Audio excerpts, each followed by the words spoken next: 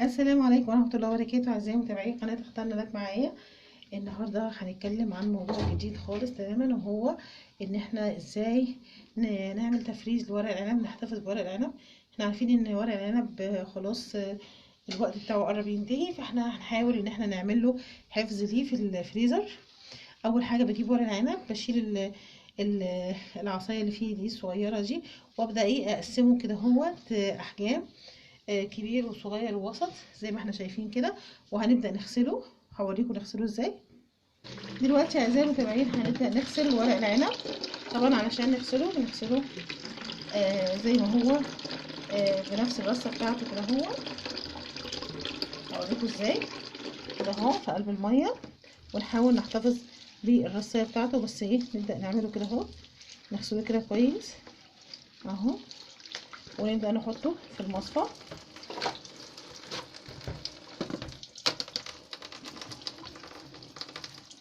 تمام، هنغسل كل مجموعة اهو، ونحاول ما نبوظ الرصة بتاعتنا على قد ما نقدر. تمام، لغاية ما نتأكد انه اتغسل كويس، وهنبدأ نحطه في المصفى. وهذه المجموعة التالتة اللي هي الصغيرين، نبدأ نغسلهم برضو نفس النظام اهو زي ما انتم شايفين اعزائي المتابعين.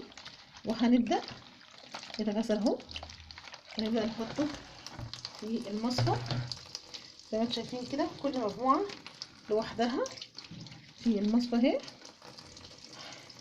هنقفل المية عليها ونبدأ نصفيها، واقول لكم نعمل ايه اعزائي المتابعين.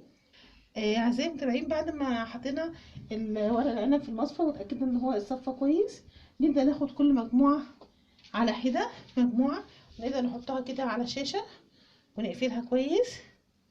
تمام اهو، هنقفلها كويس جدا زي ما انتم شايفين. مش عايزه اطول عليكم الفيديو، هنقفلها كده ونحطها دوره في الغساله تنشف. يعني نشغل المجفف بتاع الغساله ونخليها في الغساله. هوريكم. نفتح الغساله اعزائي المتابعين، ونبدا نحط ورق العنب في دوره التنشيف داخل الغساله، ونقفل عليها ونشغلها تتجفف. ولما تنتهي التجفيف تماما نبدا نطلعها. نعمل كده مع كل مجموعه من المجموعات الثلاثه ب3 مقاسات، ونرجع لكم. بعد كده اعزائي المتابعين طلعتها من المجفف بتاع الغسالة زي ما انتم شايفين. هنفتحها مع بعضينا كده اهي. هتلاقوا الاوراق ناشفة جدا، محتفظة بالرصة بتاعتها. يعني وجود الشاشة دي بتحتفظ بالحاجة بالرصة بتاعتها زي ما انتم شايفين كده اهو، وناشفة جدا. هنعمل كده الكلام ده هنكرره 3 مرات مع 3 مقاسات. خلاص بعد ما جبناها كده هنجيب رول ستريتش. تمام، عشان نحفظ الحاجه دي في الفريزر. احنا عايزين لما نحفظها في الفريزر مفيش ميه خالص تيجي جنبها، علشان تقعد اطول وقت ممكن. تمام، فده الرول ستريتش اهو اهو. اظبط يا عم اهو كده اهو، واخدينهم كده اهو، حاطينها في الرول ستريتش اهي، ونقفل عليها كويس جدا اها. اهم حاجه نفضي الهواء اللي فيها ونقفل عليها كويس جدا، علشان خاطر وهي داخل الفريزر ما يجيلهاش اي هوا، تقعد بقى ان شاء الله سنه بس مفيش هوا يجي عليها خالص. خلي بالكم عشان خاطر هو يا دوبك دلوقتي نبدا نخزن ورق العنب. ورق العنب دلوقتي بدا يغلى. يعني في فتره كده كان الربع ب2 جنيه.